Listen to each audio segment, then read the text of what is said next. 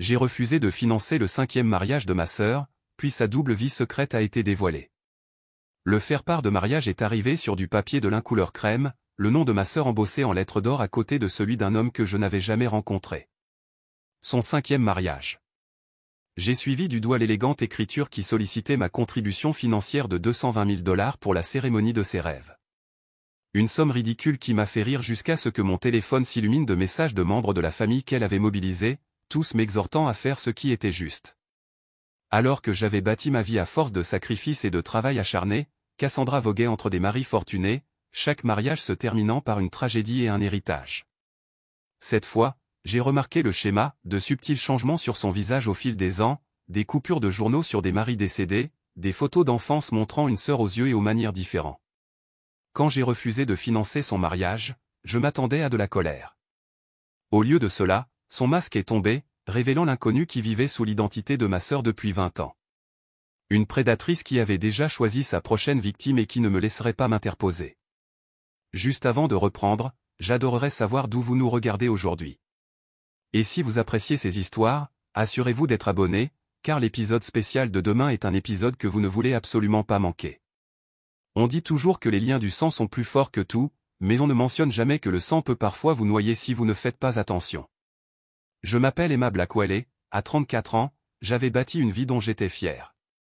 Cadre supérieur dans une entreprise technologique que j'avais aidé à développer depuis ses débuts, avec un appartement surplombant le port de Boston que j'avais mérité après des années de semaines de travail exténuantes de 60 heures.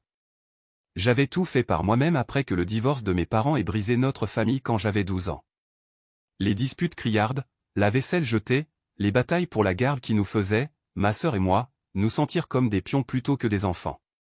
C'est ce qui m'a poussé à devenir si farouchement indépendante. J'ai financé mes études universitaires avec des bourses et des emplois à temps partiel, ne demandant jamais l'aumône, ne comptant jamais sur personne d'autre. Ma sœur cadette, Cassandra, a suivi un chemin différent, là où je suis devenu autonome, elle est devenue une experte pour que les autres prennent soin d'elle. Même enfant, elle avait un don pour manipuler les situations à son avantage, le tout avec un doux sourire que les adultes trouvaient irrésistible. Le téléphone a sonné un mardi soir alors que j'examinais les projections trimestrielles. J'ai failli ne pas répondre en voyant le numéro inconnu, mais quelque chose m'a poussé à décrocher. Emma, c'est moi, Cassie. Sa voix avait cette excitation haletante dont je me souvenais de notre enfance, quand elle avait convaincu nos parents de lui acheter quelque chose de cher. Cassandra. Je n'avais pas eu de ses nouvelles depuis plus de 2 ans, pas depuis qu'elle avait appelé pour emprunter de l'argent pour ce qu'elle prétendait être une chirurgie dentaire d'urgence, mais qui s'était avéré plus tard être une croisière de luxe avec le mari numéro 3. Est-ce que tout va bien? Tout est parfait. Je suis de nouveau fiancé. Elle a ri, un son cristallin qui n'avait pas changé depuis que nous étions enfants. Son nom est Richard Harrington, et il est juste. Emma, il est incroyable. Une vieille fortune, dans la promotion immobilière dans toute la Nouvelle-Angleterre. Nous nous sommes rencontrés lors d'un gala de charité il y a 3 mois, et c'était tout simplement magique. J'ai pressé mes doigts contre ma tempe, sentant un mal de tête poindre. 3 mois? C'est rapide. Quand on sait, a-t-elle dit avec l'assurance de quelqu'un qui avait su au moins 4 fois auparavant. Quoi qu'il en soit, je veux vraiment qu'on se voie pour rattraper le temps perdu. On peut prendre un café demain. Contre toute attente, j'ai accepté de la retrouver dans un café chic du centre-ville. Quand Cassandra est entrée en trombe le lendemain, avec 20 minutes de retard, elle semblait tout droit sortie d'un magazine de mode, des lunettes de soleil de créateur perchées sur ses cheveux blonds parfaitement méchés, un pull en cachemire crème qui coûtait probablement plus cher que ma mensualité de prêt immobilier, et, bien sûr, le diamant et une bague massive taille coussin qui captait la lumière à chaque geste animé qu'elle faisait. Celle de la grand-mère de Richard, a-t-elle expliqué, remarquant mon regard. Elle vaut une fortune, mais c'est la valeur sentimentale qui compte. Elle a pris une gorgée délicate de son latte. Alors, comment vas-tu? Toujours à travailler autant d'heures. L'entreprise se porte bien. Nous venons d'acquérir une petite entreprise technologique spécialisée dans les logiciels de sécurité financière. J'ai gardé mes réponses vagues, remarquant à quel point elle semblait à peine intéressée, ses yeux balayant continuellement le café comme si elle cherchait quelqu'un de plus important. C'est bien, a-t-elle dit, n'écoutant manifestement pas, je t'ai dit que Richard a une maison dans les Hantons et un chalet à Aspen? Nous y passerons probablement l'hiver. Elle s'est penchée en avant soudainement, ses yeux bleus intenses. Ce qui m'amène à la raison pour laquelle je voulais te voir. Ça y est, pensais-je. La famille de Richard est vieux jeu. Ils s'attendent à ce que la famille de la mariée contribue de manière significative au mariage. Eh bien, avec la situation de maman et papa remariés avec sa nouvelle famille. Elle a agité la main d'un air dédaigneux. Nous voulons nous marier sur l'île privée des Harrington dans les Caraïbes. Rien d'extravagant, juste 200 amis et membres de la famille proche, les meilleurs traiteurs venus de Paris, et peut-être Andrea Bocelli pour la cérémonie, si son emploi du temps le permet. J'ai failli m'étouffer avec mon café. Et ce rien d'extravagant coûte. J'ai juste besoin d'un petit prêt, a-t-elle dit, tendant la main pour toucher la mienne. Juste 220 000 $. Je sais que ça semble beaucoup, mais pour toi, ce n'est rien. J'ai entendu parler de cette acquisition. Les blogs du secteur disent que ta part vaut des millions maintenant. Le fait qu'elle soit au courant des récentes transactions financières de mon entreprise malgré notre éloignement m'a glacé le sang. Cassandra, ce n'est pas un petit prêt. C'est le prix d'une maison dans la plupart des régions du pays. Ses yeux se sont légèrement plissés, bien que son sourire soit resté figé. Tu te souviens quand nous étions petites et que nous nous sommes promis que nous serions toujours la l'une pour l'autre après la séparation de maman et papa? Tu as dit que nous n'avions que l'une et l'autre. Eh bien, j'ai besoin de toi maintenant, Emma. Sa voix a pris un tremblement étudié. C'est ma chance de connaître le bonheur. Le vrai bonheur cette fois. Tout comme le bonheur qu'elle avait trouvé avec David, son premier mari, le banquier d'affaires dont les comptes avaient été mystérieusement vidés avant leur divorce après seulement 18 mois, ou Marc, le chirurgien dont le cabinet a soudainement fait face à des poursuites pour faute professionnelle juste après leur mariage, le forçant à liquider des actifs qui ont d'une manière ou d'une autre financé le nouveau départ de Cassandra après son accident de voiture fatal et bien pratique. Ou les maris numéro 3 et 4, dont les histoires suivaient des schémas étrangement similaires. Je dois y réfléchir, ai-je finalement dit. C'est beaucoup d'argent, et honnêtement, nous nous sommes à peine parlé depuis des années. Son sourire a vacillé un instant avant de revenir, légèrement moins chaleureux. Bien sûr. Prends ton temps, mais le lieu de réception a besoin d'un acompte avant vendredi prochain. Sur le chemin du retour, les souvenirs ont afflué, Cassandra revenant de sa lune de miel avec David, exhibant des cadeaux coûteux mais éludant les questions sur sa famille, Cassandra appelant à minuit après l'accident de Marc, sa voix étrangement maîtrisée pour quelqu'un dont le mari venait de mourir, les articles de journaux sur la noyade du mari numéro 3 qui mentionnaient ses récents changements de police d'assurance vie. Mon téléphone a vibré constamment ce soir-là avec des messages textes de parents dont je n'avais pas eu de nouvelles depuis des années. Tante Judith, Cassie nous a parlé du mariage. C'est tellement excitant. Tu fais ce qu'il faut en l'aidant. Oncle Robert, ta sœur mérite ce bonheur. Ne sois pas égoïste. Maman, appelle-moi. Nous devons discuter de ton attitude envers la famille. Mon amie d'enfance, Nora, a appelé vers 21h. Nous avions grandi dans la même rue, et elle vivait toujours dans notre ville natale, enseignant à l'école primaire locale. Emma, je pensais que tu devrais savoir que Cassandra a fait circuler des histoires en ville, disant que tu accumules l'argent de la famille, que tu es devenue froide et sans cœur avec le succès. Les gens qui ne te connaissent pas y croient. Je me suis affalé sur mon canapé. Nous n'avons pas d'argent de famille, Nora. Tout ce que j'ai, je l'ai gagné. Je le sais, a-t-elle dit doucement. Et il y a autre chose.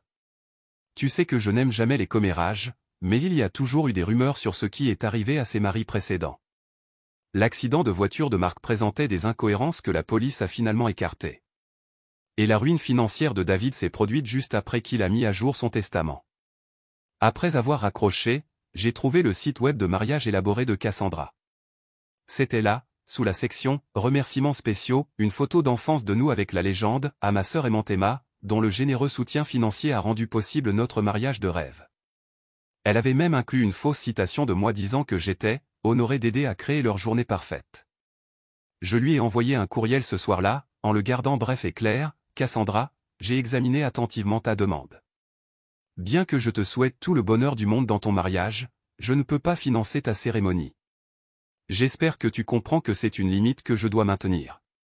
Sincèrement, Emma. » En quelques minutes, mon téléphone a explosé de notifications, messages vocaux, textes et courriels allant de la déception à la fureur. Le dernier, de Cassandra, était d'une simplicité glaçante, « Tu regretteras cette décision. 3 semaines se sont écoulées dans un silence inconfortable de la part de Cassandra, bien que des membres de la famille occasionnelle me contactaient encore pour exprimer leur déception. Puis, une enveloppe de couleur crème est arrivée dans ma boîte aux lettres, une invitation formelle à la fête de fiançailles de Cassandra et Richard au domaine des Harrington dans le Connecticut. J'ai débattu pendant des jours pour savoir si je devais y assister. La curiosité professionnelle à propos de Richard a finalement prévalu. S'il était aussi riche que Cassandra le prétendait, pourquoi n'avait-il pas proposé de payer le mariage lui-même? Et ne voudrait-il pas connaître l'inquiétant historique marital de sa fiancée? Le domaine des Harrington était exactement ce à quoi ressemblait une vieille fortune, un vaste manoir colonial entouré de jardins entretenus et de chênes centenaires. Des voitures de luxe bordaient l'allée circulaire tandis que du personnel en tenue de cérémonie dirigeait les invités à l'intérieur. Cassandra est apparue dès mon entrée, radieuse dans une robe de cocktail argentée, m'attirant dans une étreinte pour le bénéfice des spectateurs. « Emma, tu es venue » s'est-elle exclamée, ses ongles s'enfonçant légèrement dans mon bras. Elle s'est tournée vers un groupe de femmes impeccablement vêtues à proximité. « Voici ma grande sœur, celle dont je vous ai parlé. Elle traverse juste une période financière difficile, mais elle est quand même venue ce soir. » J'ai ouvert la bouche pour la corriger, mais elle a serré mon bras plus fort, se penchant pour murmurer « Joue le jeu si tu veux rester. » Tout au long de la soirée, Cassandra m'a promené comme un accessoire, me présentant comme sa sœur en difficulté, tout en laissant entendre mes problèmes émotionnels et mes problèmes financiers. Chaque fois que j'essayais de parler à Richard seul, elle se matérialisait à mes côtés, réorientant la conversation. Richard Harrington n'était pas ce à quoi je m'attendais. Dans la quarantaine, il avait la confiance de la richesse générationnelle mais aucune de l'arrogance que j'anticipais. Ses cheveux poivre et sel et son costume sur mesure projetaient le succès. Mais il y avait quelque chose de familier en lui que je n'arrivais pas à situer. Quand nous avons finalement été présentés, sa poignée de main s'est attardée trop longtemps, ses yeux gris étudiant mon visage avec une intensité qui me mettait mal à l'aise. « Cassandra parle si bien de vous » a-t-il dit, bien que son ton suggère le contraire. « Je suis heureux de rencontrer enfin la sœur à laquelle elle est si dévouée. » Pendant le dîner, j'ai été assise loin du couple, à côté de la mère de Richard, une femme élégante dans la soixantaine qui me considérait avec un intérêt froid. « Vous semblez différente de votre sœur » a-t-elle noté, en regardant Cassandra charmer une table d'associés de Richard. « Nous avons pris des chemins différents après le divorce de nos parents, ai-je dit prudemment. Madame Harrington a hoché la tête. J'ai engagé quelqu'un pour enquêter sur son passé, vous savez. Une procédure standard dans notre famille avant le mariage. Elle a siroté son vin. Curieusement, ils ont trouvé très peu de choses, presque comme si quelqu'un avait systématiquement supprimé des informations. Avant que je puisse répondre, Cassandra a fait teinter son verre pour un toast, attirant toute l'attention sur elle et Richard. Je me suis excusé pour trouver les toilettes, prenant un mauvais virage dans un couloir bordé de photographies de famille. Ces gens avaient des racines, une histoire. Une porte entr'ouverte a révélé ce qui semblait être le bureau de Richard. J'étais sur le point de faire demi-tour quand quelque chose a attiré mon attention, un tableau de liège couvert de coupures de journaux sur de riches familles de la Nouvelle-Angleterre. Je me suis approché, remarquant des cercles rouges autour de certains noms et dates. « Tu te perds ou tu fouines ?» La voix de Cassandra m'a fait sursauter. Elle se tenait dans l'embrasure de la porte, son sourire figé mais ses yeux froids et inconnus. Pendant un instant, elle a ressemblé à une étrangère portant le visage de ma sœur. Je cherchais les toilettes, ai-je dit en me dirigeant vers la porte. Bien sûr que oui. Elle a légèrement bloqué mon passage. Tu t'amuses à rencontrer tout le monde ? La famille de Richard est très importante pour moi. Oui, je vois ça, ai-je répondu, notant l'accent mis sur « famille » plutôt que sur Richard lui-même. Plus tard, alors que je récupérais mon manteau pour partir, une jeune fille aux yeux gris de Richard s'est approchée de moi avec hésitation. Elle ne devait pas avoir plus de 16 ans, avec une expression sérieuse qui semblait trop mature pour son âge. « Vous êtes la sœur de Cassandra » a-t-elle demandé doucement, regardant autour d'elle pour s'assurer que personne ne regardait. « Oui, je suis Emma. » Elle a glissé un mot plié dans ma main. « S'il vous plaît, aidez mon père. » Elle n'est pas qui elle prétend être. Avant que je puisse demander ce qu'elle voulait dire, Cassandra est apparue, ses bras glissant autour des épaules de la jeune fille. « Lily, ma chérie, ton père te cherche. » Sa voix était mielleuse, mais sa prise sur l'épaule de la fille a fait grimacer Lily. Emma était sur le point de partir. Le mot a brûlé dans ma poche tout le long du chemin du retour. Dans mon appartement, je l'ai déplié avec des mains tremblantes, mon père ne connaît pas son passé. J'ai trouvé des choses. Retrouvez-moi au Liberty Coffee samedi prochain, 14 heures. Venez seul. Lily. Le lendemain matin, un courriel est arrivé avec des photos de la fête de fiançailles. En les faisant défiler, quelque chose à l'arrière-plan d'une image a attiré mon attention, un homme, partiellement caché derrière une plante en pot. Son appareil photo, pointé non pas sur le couple heureux mais directement sur moi. En zoomant, je l'ai reconnu comme quelqu'un que j'avais remarqué à l'extérieur de mon immeuble plusieurs fois ces dernières semaines. 2 jours plus tard, je suis rentré chez moi pour trouver ma porte légèrement entr'ouverte. À l'intérieur, rien de valeur ne manquait. Ni mon ordinateur portable, ni mes bijoux, ni même l'argent dans le tiroir de mon bureau. Mais mes albums photos d'enfance avaient disparu, ainsi que le dossier de documents familiaux que je gardais dans mon classeur. Lorsque la police est arrivée, ils ont pris des notes mais semblaient peu convaincus par mes soupçons sur le moment choisi et le comportement récent de ma sœur. Les disputes familiales dégénèrent rarement en effraction, a dit l'officier, gentiment mais avec dédain, surtout dans les familles aisées. Ce week-end-là, mon téléphone a explosé de notifications. Des membres de la famille et même de vieilles connaissances me taguaient dans des publications sur une campagne GoFundMe intitulée « Aider au parcours de santé mentale de ma sœur ». La description, écrite par Cassandra, décrivait ça, lutte déchirante avec une sœur souffrant de délire paranoïaque sur sa situation financière et refusant l'aide psychiatrique nécessaire. Emma croit qu'elle est une dirigeante à succès, alors qu'en réalité. Le paragraphe continuait en me dépeignant comme mentalement instable, affirmant que la famille avait couvert mon état pendant des années. La campagne avait déjà recueilli des milliers de dollars de la part d'étrangers sympathiques. Mes mains tremblaient alors que j'appelais le service juridique de mon entreprise. Ce n'était pas seulement humiliant, cela pouvait nuire à ma réputation professionnelle. Alors que j'attendais en ligne, le portier a sonné pour une livraison de colis. Une boîte en carton marron ordinaire se trouvait devant ma porte sans adresse de retour. À l'intérieur se trouvait un dossier contenant des coupures de journaux sur la mort de 2 des précédents maris de Cassandra. Le rapport d'accident de voiture de Mark Sullivan soulignait des incohérences dans l'examen des freins. La noyade de James Wilson incluait des déclarations de témoins sur une femme correspondant à la description de Cassandra se disputant avec lui peu de temps avant qu'il ne glisse de leur yacht loué. Une note manuscrite accompagnait les coupures, elle a déjà fait ça. Richard est le prochain. Mes mains tremblaient alors que j'étalais le contenu du paquet mystérieux sur ma table de salle à manger. Les coupures de journaux, les rapports de police et cette note sinistre créaient une mosaïque de soupçons que je ne pouvais plus ignorer.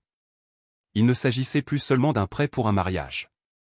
Il s'agissait d'arrêter ce que Cassandra préparait. J'ai appelé mon patron ce soir-là et j'ai demandé un congé personnel d'urgence, invoquant une crise familiale. Avec une semaine de libre, j'ai transformé ma chambre d'amis en centre d'enquête, épinglant une chronologie des événements sur les murs, reliant les faits avec de la ficelle rouge comme dans un drame policier. Mais ce n'était pas une série télévisée. C'était ma vie, et potentiellement la mort de Richard, que j'essayais d'empêcher. En regardant la chronologie objectivement, des schémas troublants sont apparus. Les mariages de Cassandra suivaient une trajectoire prévisible, une romance éclair avec un homme riche, un mariage somptueux, un mariage durant entre 12 et 24 mois, suivi d'une tragédie ou d'une ruine financière, et Cassandra émergeant avec des actifs importants avant de disparaître pour une période, pour ne refaire surface que dans un nouvel endroit avec une apparence légèrement modifiée. J'avais besoin d'une aide professionnelle. Grâce à un contact de la sécurité de mon entreprise, j'ai trouvé Marcus Daniels, un ancien enquêteur en fraude devenu détective privé, spécialisé dans les cas de tromperie et d'usurpation d'identité. Il est arrivé à mon appartement avec l'apparence exacte que j'imaginais, un visage buriné, des yeux calculateurs et une attitude pragmatique qui suggérait qu'il avait tout vu. Alors, votre sœur est une croqueuse de diamants, a-t-il dit après avoir examiné mes documents. C'est regrettable, mais pas criminel. C'est plus que ça, ai-je insisté, lui montrant les preuves sur les morts suspectes. Et je ne suis plus convaincu qu'elle soit même ma sœur. Cela a attiré son attention. Expliquez. Je lui ai parlé des changements subtils que j'avais remarqués après le divorce de nos parents, quand j'avais 12 ans et Cassandra 9. Comment elle était allée en colonie de vacances cette année-là et était revenue, différente. Pas radicalement, mais assez pour que je le remarque, de nouvelles manières, de nouvelles préférences, moins d'intérêt pour ses anciens passe-temps. À l'époque, j'avais attribué cela au développement préadolescent typique, surtout au milieu d'un traumatisme familial. Nos parents étaient tellement absorbés par leur divorce qu'ils l'ont à peine remarqué, ai-je expliqué. Et puis nous avons déménagé dans une nouvelle ville où personne ne nous connaissait d'avant. Marcus a pris des notes méticuleuses, son scepticisme se transformant progressivement en intérêt professionnel. Si ce que vous suggérez est vrai, c'est bien plus sophistiqué qu'une simple usurpation d'identité. Ce serait une usurpation élaborée et à long terme, commençant dans l'enfance. Il a accepté de prendre l'affaire, en commençant par une vérification de base des antécédents.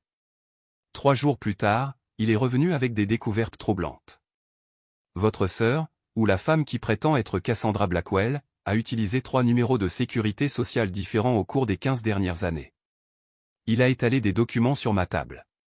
Plus inquiétant encore, j'ai trouvé un certificat de décès pour une certaine Cassandra Mary Blackwell, âgée de 3 ans, datant de 1993, plusieurs années avant que votre sœur ne vienne vivre dans votre famille. Mon sang se glaça. Comment est-ce possible?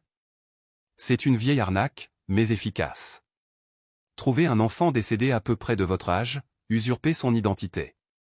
Son numéro de sécurité sociale, son certificat de naissance, tous des documents légitimes appartenant à quelqu'un qui ne les utilisera pas. Des investigations plus poussées ont révélé des détails encore plus horribles. Chacun des maris précédents de Cassandra avait subi des accidents, peu de temps après l'avoir désignée comme bénéficiaire d'importantes polices d'assurance vie, 2 noyades, un accident de voiture et un accident de randonnée. Tous classés comme accidentels malgré des circonstances suspectes. Les autorités ont enquêté sur ces décès séparément, a expliqué Marcus. Personne ne les a reliés car elle utilisait des noms et des apparences différents pour chaque mariage. Elle est méthodique. Elle attend des mois après les changements de police avant que les accidents ne se produisent. J'ai retrouvé Patricia Coleman, la détective qui a enquêté sur la noyade du 2e mari de Cassandra. Maintenant à la retraite dans le New Hampshire, elle a accepté de me rencontrer après que j'ai mentionné de nouvelles preuves reliant plusieurs cas. Je n'ai jamais cru que James Wilson s'était noyé accidentellement, m'a dit Patricia autour d'un café dans sa modeste maison. C'était un nageur de compétition, l'eau était calme, et il n'avait pas d'alcool dans le sang. Mais les preuves dont nous avions besoin n'arrêtaient pas de disparaître des dossiers de l'affaire. Elle m'a montré des photographies qu'elle avait personnellement copiées avant qu'elles ne disparaissent, des images d'échymose sur le cou de James qui suggéraient qu'il avait été maintenu sous l'eau, des rapports toxicologiques indiquant un léger sédatif dans son système. Quelqu'un d'influx s'est assuré que cette affaire soit rapidement classée, a dit Patricia d'un air sombre. Quand j'ai insisté, on m'a retiré l'affaire et mise en congé administratif jusqu'à ce que je reconsidère mon approche. En utilisant un logiciel de criminalistique financière de mon entreprise, Marcus et moi avons découvert des comptes offshore recevant d'importants transferts après la mort de chaque mari. La piste de l'argent menait à des achats de propriétés de luxe sous diverses sociétés écrans, toutes contrôlées par des techniques sophistiquées de masquage d'identité. Votre sœur, ou qui que ce soit, sait comment cacher de l'argent, a dit Marcus. Ce sont des manœuvres financières de niveau professionnel. Elle est soit extrêmement bien entraînée, soit elle a une aide experte. Grâce à une recherche approfondie sur les réseaux sociaux, j'ai localisé Vivian Taylor, l'ancienne camarade de chambre de Cassandra à l'université.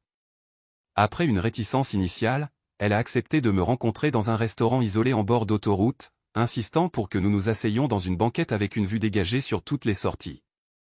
J'ai toujours su que quelque chose clochait chez elle, a dit Vivian nerveusement, en déchiquetant une serviette en papier. Elle est arrivée à l'université en se faisant appeler Catherine Phillips. Mais au milieu de la première année, elle a commencé à se présenter comme Cassandra Blackwell. Quand je lui ai posé la question, elle a dit que Catherine était son 2e prénom et qu'elle avait décidé de commencer à utiliser Cassandra professionnellement. Vivian a décrit avoir vu Cassandra pratiquer différentes écritures et accents dans leur chambre de dortoir, prétendant que c'était pour un cours de théâtre auquel elle n'était en fait pas inscrite. La goutte d'eau a été de la trouver avec mon passeport et mon permis de conduire, les étudiants avec une concentration intense. Quand je l'ai confrontée, elle a dit qu'elle m'aidait à chercher mon certificat de naissance. Je n'avais jamais mentionné un certificat de naissance manquant. Après que Vivian a quitté l'université soudainement, prétextant une urgence familiale, elle est revenue pour constater que son identité avait été utilisée pour ouvrir plusieurs comptes de crédit. Il m'a fallu des années pour nettoyer mon crédit. Quand j'ai essayé de la signaler, elle avait déjà disparu. Les photos que j'avais de nous deux, elle avait l'air complètement différente dessus que sur la photo d'identité que l'université avait dans son dossier. Notre percée est survenue lorsque Marcus a identifié Cassandra sur des images de vidéosurveillance d'une clinique de chirurgie plastique de Miami datant de 6 ans, entrant avec un visage et repartant des semaines plus tard avec des bandages. En utilisant la reconnaissance faciale sur des images préopératoires, nous avons trouvé des correspondances avec des cas de personnes disparues du début des années 2000, y compris une piste prometteuse sur une jeune femme nommée Elisa King qui a disparu de son foyer d'accueil à 16 ans après avoir montré ce que son dossier appelait des schémas comportementaux préoccupants. J'avais pris rendez-vous pour rencontrer Lily, la fille de Richard, mais elle n'est jamais venue à notre rendez-vous au café.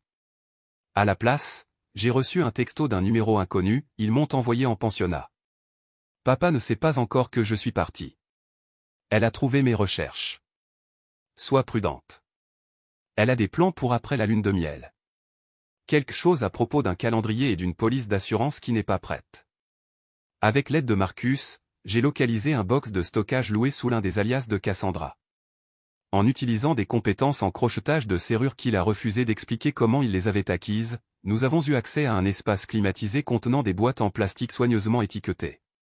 Ce que nous y avons trouvé m'a glacé le sang, des journaux détaillés documentaient sa séduction méthodique et l'élimination d'hommes riches, avec des notes sur leur routine, leurs préférences et leur vulnérabilité.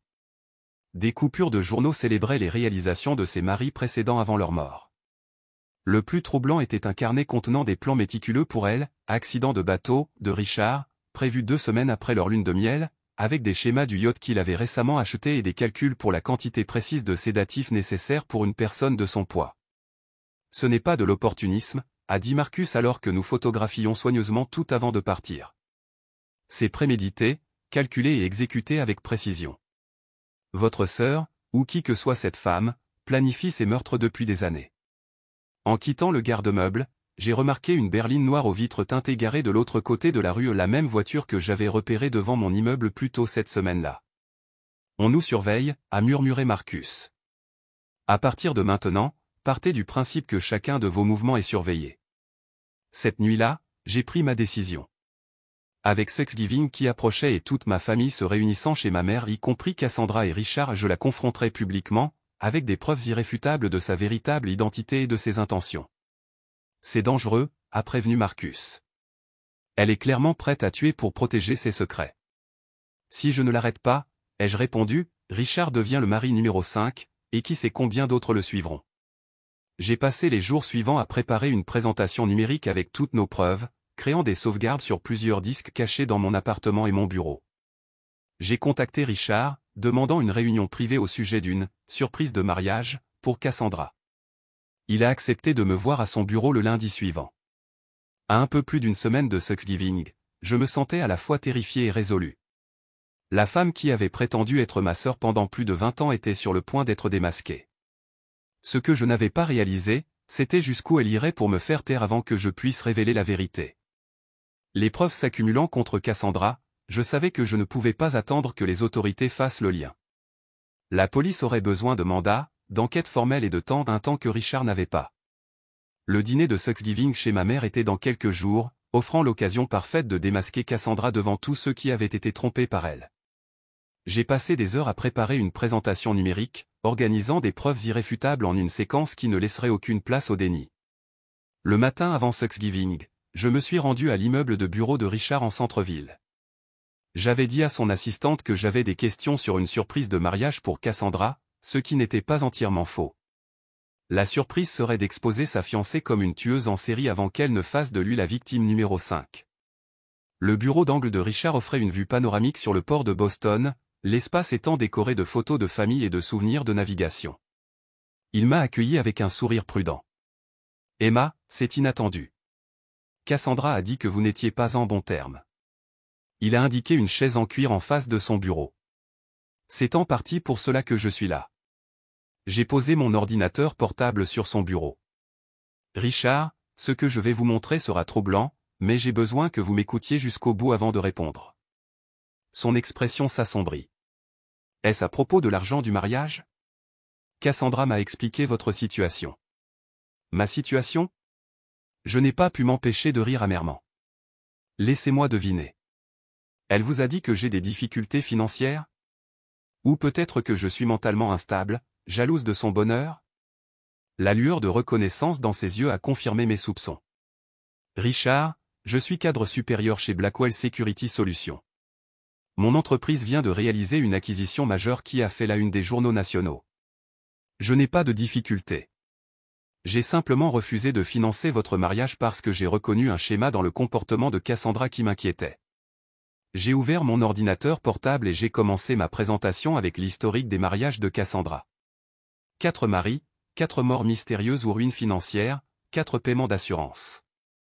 Ce n'est pas possible, murmura Richard, se penchant plus près de l'écran. Elle m'a dit qu'elle n'avait été mariée qu'une seule fois auparavant, à son amour de jeunesse. Ils ont divorcé à l'amiable. Elle a menti sur tout, Richard, même sur son identité. Je lui ai montré le certificat de décès de la vraie Cassandra Blackwell. La femme que vous connaissez sous le nom de Cassandra est une usurpatrice qui a pris l'identité de ma sœur il y a plus de 20 ans. Pendant l'heure qui a suivi, j'ai présenté méthodiquement nos découvertes, les comptes offshore, les apparences modifiées, les polices d'assurance vie, et enfin, le contenu du box de stockage détaillant ses plans pour l'accident de Richard.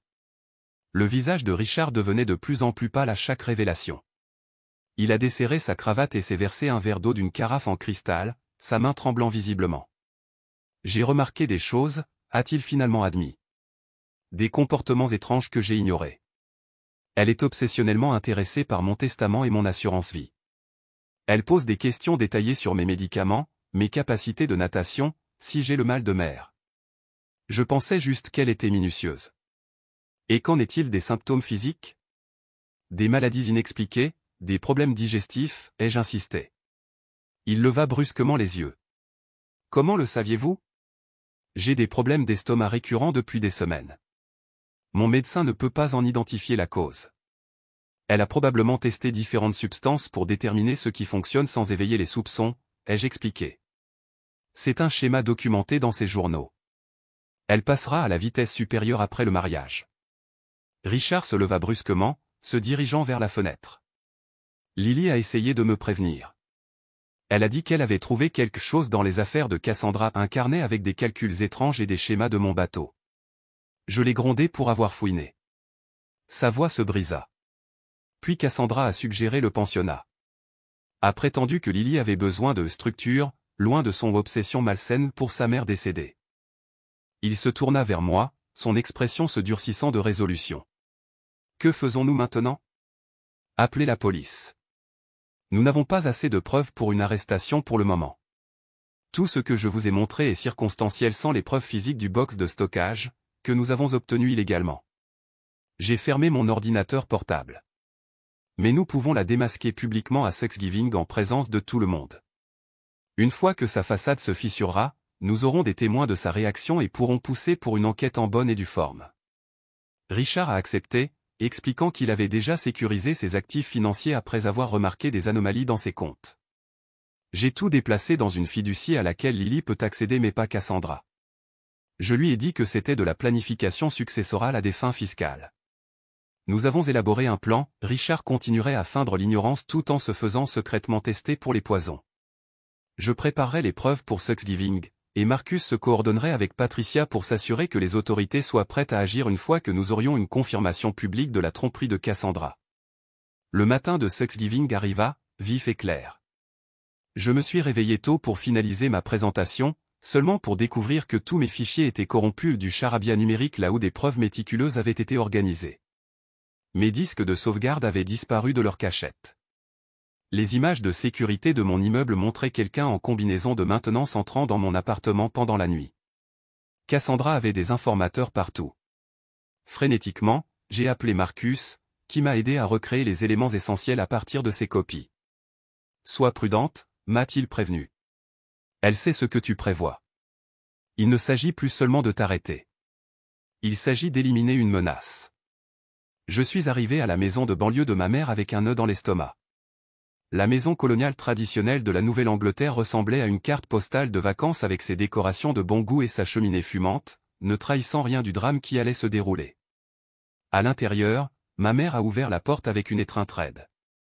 À 62 ans, elle restait élégante mais fragile, sa santé se détériorant après des années d'anxiolytiques prescrits pendant le divorce qui s'était transformé en dépendance. « Emma, tu es venue. » Son ton suggérait qu'elle s'attendait à moitié à ce que je boycotte la réunion de famille. Je ne manquerai ça pour rien au monde, ai-je répondu en forçant un sourire. Est-ce que tout le monde est déjà là? La maison bourdonnait de parents qui me lançaient des regards réprobateurs ou évitaient mon regard, tous victimes de la campagne de Cassandra me dépeignant comme mentalement instable et retenant égoïstement des fonds pour son mariage de rêve. Cassandra tenait salon dans le salon, radieuse dans une robe bordeaux qui complimentait parfaitement son teint. Elle jouait à la perfection le rôle de la future mariée excitée, gardant Richard près d'elle tout en charmant nos parents avec les détails du mariage et les plans de lune de miel. J'ai remarqué comment elle surveillait ses interactions, réorientant subtilement les conversations lorsqu'elle s'aventurait sur un terrain qu'elle ne pouvait pas contrôler. Richard a joué son rôle admirablement, ne montrant aucun signe de notre conversation de quelques jours plus tôt. Il a croisé mon regard de l'autre côté de la pièce et a fait un signe de tête imperceptible.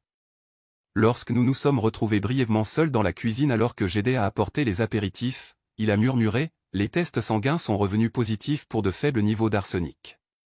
Pas assez pour tuer, juste assez pour affaiblir avec le temps. Mon cœur battait la chamade. Nous n'étions pas seulement en train d'empêcher un meurtre futur, nous en arrêtions un déjà en cours. Le dîner s'est déroulé avec une lenteur exaspérante. J'ai à peine touché à ma nourriture, répétant mentalement mon approche tout en observant la performance de Cassandra.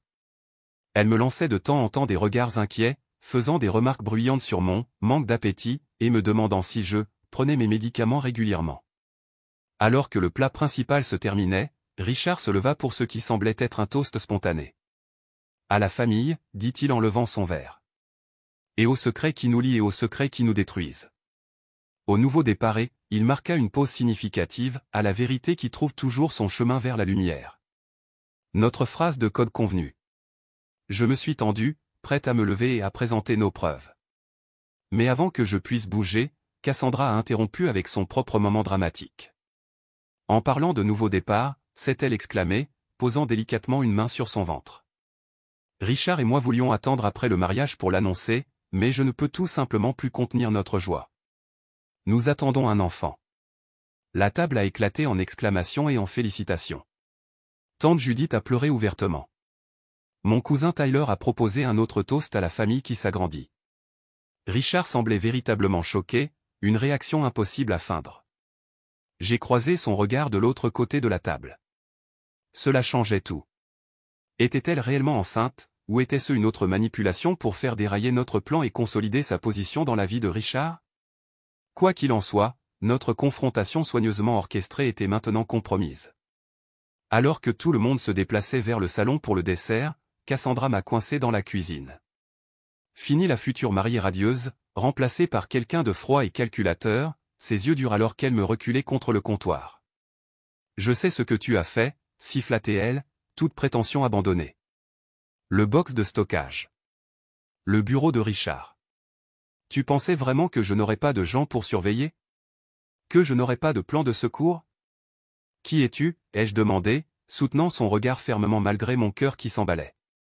Un sourire s'étala sur son visage, inconnu et glaçant sur les traits de ma sœur. Tu aimerais bien le savoir, n'est-ce pas? J'ai eu 10 longueurs d'avance sur toi depuis le début, Emma. J'ai pris en compte tous les mouvements possibles que tu pourrais faire, y compris les tests sanguins de Richard. Montrant un empoisonnement à l'arsenic, ai-je contré. Ses yeux s'écarquillèrent de manière infime, la première réaction authentique que j'avais vue. Tu penses que tu le protèges, continua-t-elle, sa voix basse et dangereuse. Mais s'il m'arrive quoi que ce soit, si mes plans sont perturbés de quelque manière que ce soit, certains arrangements s'activent automatiquement. Pas seulement pour toi, mais pour ta précieuse amie Nora, pour Marcus Daniels, dont la fille est à Berkeley, pour la douce Lily de Richard dans son pensionnat. J'ai une portée que tu ne peux même pas commencer à comprendre. Avant que je puisse répondre, ma mère nous a appelés pour la photo de famille. Le sourire chaleureux de Cassandra est revenu en place comme si notre confrontation n'avait jamais eu lieu.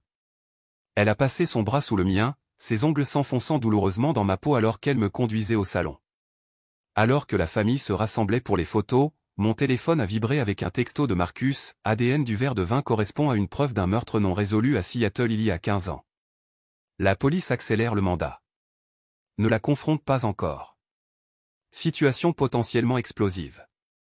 J'ai jeté un coup d'œil à Cassandra, maintenant parfaitement posée entre Richard et ma mère, ses mains berçant protectriquement son ventre. La femme qui avait vécu comme ma sœur pendant 20 ans n'était pas seulement une escroc ou une veuve noire. C'était une fugitive de longue date qui n'avait rien à perdre. Mais avec ma famille qui l'entourait, avec la vie de Richard toujours en danger, je ne pouvais pas rester silencieuse. J'ai fait un pas en avant, connectant mon téléphone à la télévision. Avant de prendre des photos, ai-je annoncé, il y a quelque chose que tout le monde doit voir. Le silence tomba dans la pièce alors que je connectais mon téléphone à la télévision. Les yeux de Cassandra brillèrent d'une panique momentanée avant qu'elle ne renverse adroitement une table d'appoint contenant des assiettes à dessert et des tasses à café. Le fracas et la confusion qui s'ensuivirent lui donnèrent juste assez de temps pour me murmurer à l'oreille « J'ai passé un appel anonyme à propos de ton obsession pour moi. La police est déjà en route pour trouver les preuves que j'ai placées dans ta voiture. Les accusations de harcèlement tiennent, Emma, surtout avec ta famille prête à témoigner de la détérioration de ton état mental. » Avant que je puisse répondre, Richard s'avança, sa voix coupant à travers le chaos. « Ça suffit, Cassandra. » Il brandit son téléphone, qui était en train d'enregistrer. « Je documente tout depuis qu'Emma m'a montré les preuves, tes menaces à l'instant, l'arsenic dans mon système, tes lapsus sur des détails de mes dossiers financiers privés auxquels tu ne devrais pas avoir accès. » Il se tourna vers les membres de la famille déconcertés. « J'ai fait vérifier tout ce qu'Emma a découvert par des enquêteurs privés. La femme que nous connaissons sous le nom de Cassandra Blackwell n'est pas celle qu'elle prétend être. Elle a assumé de multiples identités au fil des ans, épousé des hommes riches qui sont ensuite décédés dans des circonstances suspectes, et elle planifie actuellement ma mort après notre lune de miel. » Ma mère s'affaissa sur le canapé, la main sur sa poitrine. Tante Judith regardait, bouche bée, entre Cassandra et moi. Oncle Robert se plaça de manière protectrice devant sa femme. Pendant un instant, Cassandra maintint son expression choquée et blessée, l'image parfaite d'une femme innocente accusée à tort. Puis, alors qu'elle regardait autour de la pièce et réalisait que son public ne croyait plus à sa performance, quelque chose d'extraordinaire se produisit. Sa posture changea. Son expression faciale se modifia subtilement. Même sa voix, quand elle parla de nouveau, avait une cadence différente, plus basse, plus contrôlée, sans la qualité haletante qu'elle affectait habituellement. « Eh bien, c'est décevant, dit-elle, toute prétention ayant disparu. J'avais prévu au moins 8 mois de plus avant que tout cela ne devienne nécessaire. » Elle se redressa, s'adressant à la pièce stupéfaite avec des applaudissements moqueurs. « Félicitations, Emma. Tu es la première personne à avoir compris. 4 maris, 12 identités, 20 ans en tant que ta sœur, et tu es la seule à l'avoir deviné. Je suppose que je devrais être impressionné. »« Qui es-tu » murmura ma mère, sa voix se brisant. « Je suis qui j'ai besoin d'être, » répondit Cassandra ou qui qu'elle fût avec un sourire froid. « Et non, je ne suis pas enceinte. Ce n'était qu'une distraction commode. » Elle jeta un coup d'œil à Richard. Bien que je doive admettre que cela aurait considérablement simplifié le processus d'héritage. Alors que les membres de la famille se dirigeaient vers les sorties, nous avons découvert que tous les pneus de voiture avaient été crevés. La ligne fixe était morte, et le service de téléphonie mobile était mystérieusement brouillé, à l'exception du téléphone de Richard, qui avait enregistré mais ne pouvait pas passer d'appel ou envoyer de texte. « Nous allons jouer à un petit jeu », annonça Cassandra, sortant un petit pistolet de son sac à main. « Je l'appelle la vérité sur les Blackwell. Commençons par qui je suis vraiment, et qui est vraiment Emma. » Elle fit le tour du salon comme un prédateur, gardant l'arme visible mais sans menacer directement personne pour le moment. « Vous voyez, j'ai rencontré la vraie Cassandra Blackwell en colonie de vacances il y a 20 ans. Une gentille fille, mais une terrible nageuse. Un si tragique accident de noyade. » Elle sourit au halètement de ma mère. Pendant que tout le monde était distrait par les recherches, j'ai rassemblé tout ce dont j'avais besoin, ses affaires personnelles, des histoires sur sa famille, des détails sur sa vie. Au moment où le corps de la vraie Cassandra a été retrouvé, je me préparais déjà à m'intégrer dans sa famille. Le divorce était le moment parfait. Des parents stressés, une famille en transition, déménageant dans une nouvelle ville où personne ne savait à quoi ressemblait Cassandra avant. Quelques changements subtils à mon apparence, et voilà, je suis devenue la fille que vous étiez trop distrait pour vraiment voir. Mon esprit était assailli de souvenirs fragmentés, la peur soudaine de Cassandra de nager après la colonie, son écriture différente que tout le monde attribuait à l'entrée dans l'adolescence, ses nouvelles allergies et ses préférences alimentaires changées. Mais voici la partie intéressante, continua-t-elle en se tournant vers moi. Tu penses que tu as enquêté sur moi, mais je te cultive depuis 20 ans, Emma. Ton choix de carrière, ces demandes de bourse que je t'ai aidé à trouver, la colocataire à l'université qui t'a mise en contact avec ton premier stage en technologie, tout ça, c'est moi. Elle rit de ma confusion. Pourquoi ferais-je ça? Parce que j'avais besoin d'un lien légitime avec la société. Une sœur à succès, respectée, dont les accomplissements me fourniraient une couverture et un accès. Chaque relation que tu pensais avoir bâtie par toi-même, je l'ai manipulée. Chaque succès dont tu es si fier, je l'ai orchestré depuis l'ombre. Ce n'est pas vrai, insistai-je, bien que le doute s'insinuât en me rappelant des moments clés de ma carrière qui semblaient trop fortuits. Des coïncidences qui n'en étaient peut-être pas du tout. Peu importe que tu me crois, répondit-elle avec un haussement d'épaule.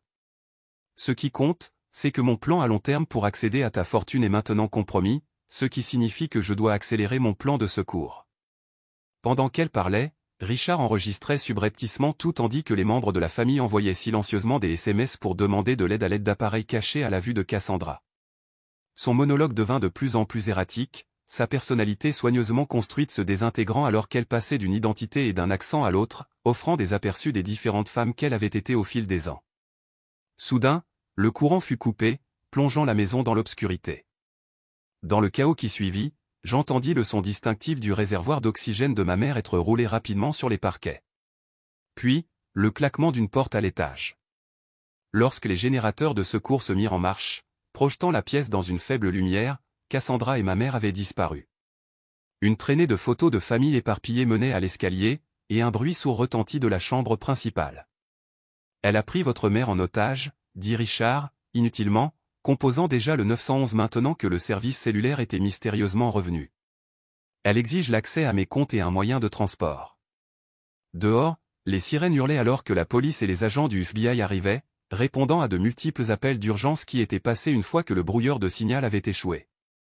Ils établirent un périmètre tandis qu'un négociateur tentait de communiquer avec Cassandra, qui s'était barricadée dans la chambre avec ma mère de plus en plus fragile.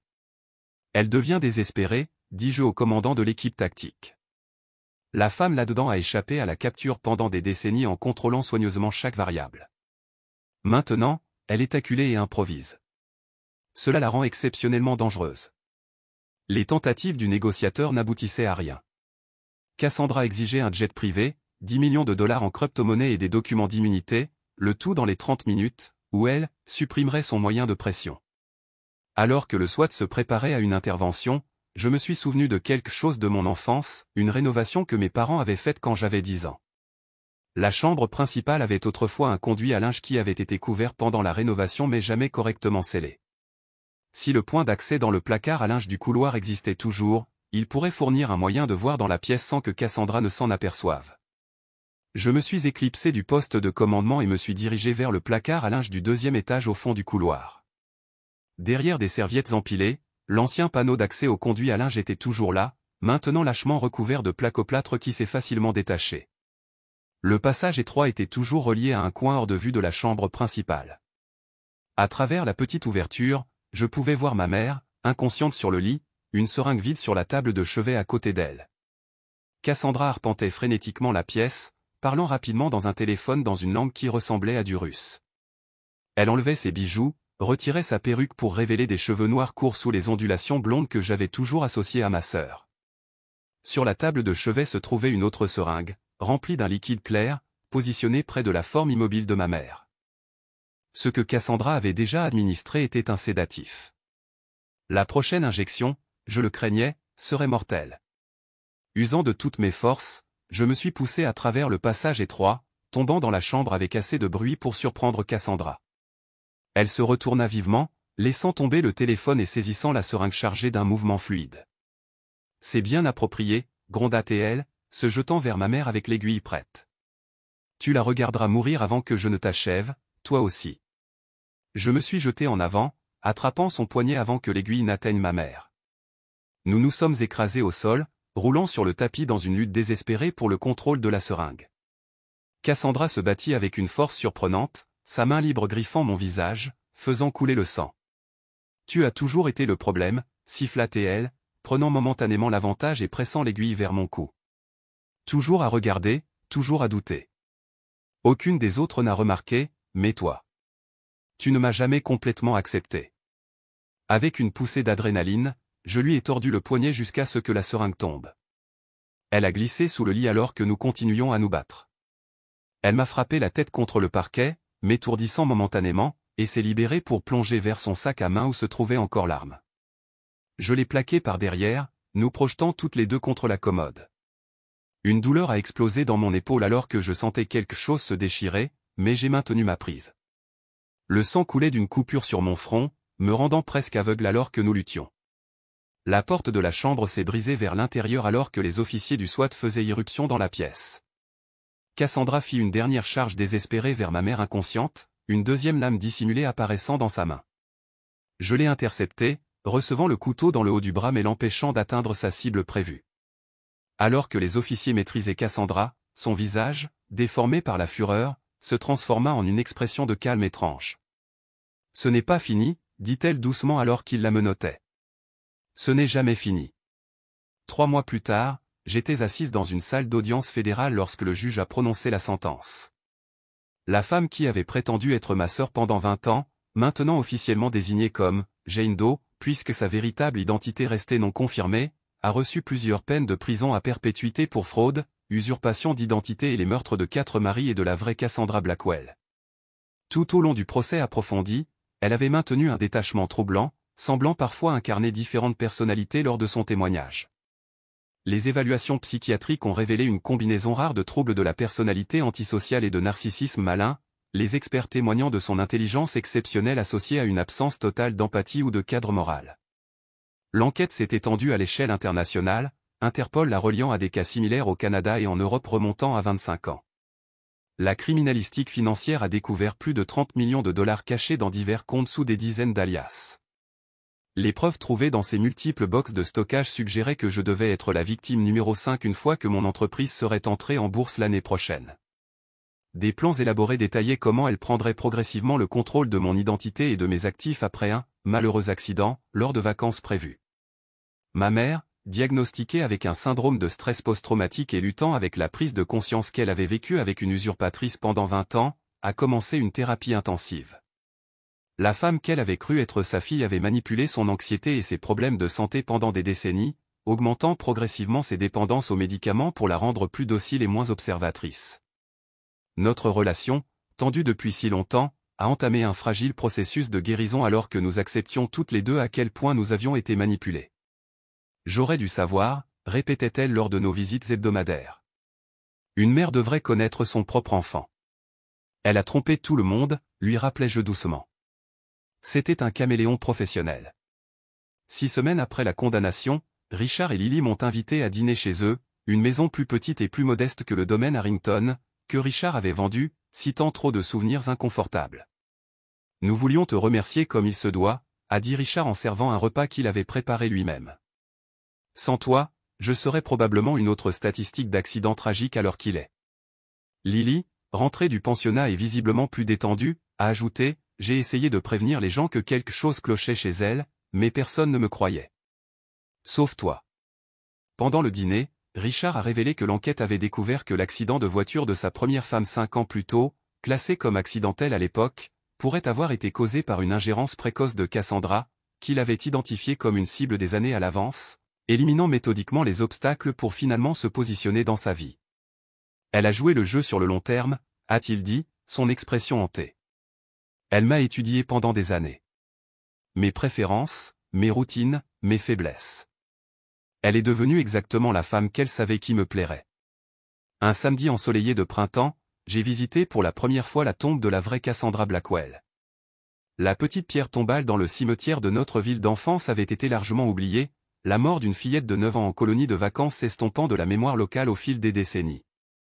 J'ai apporté des fleurs sauvages et une photo d'enfance de nous qui avait survécu à la tentative de l'usurpatrice d'effacer toutes les preuves de la vraie Cassandra.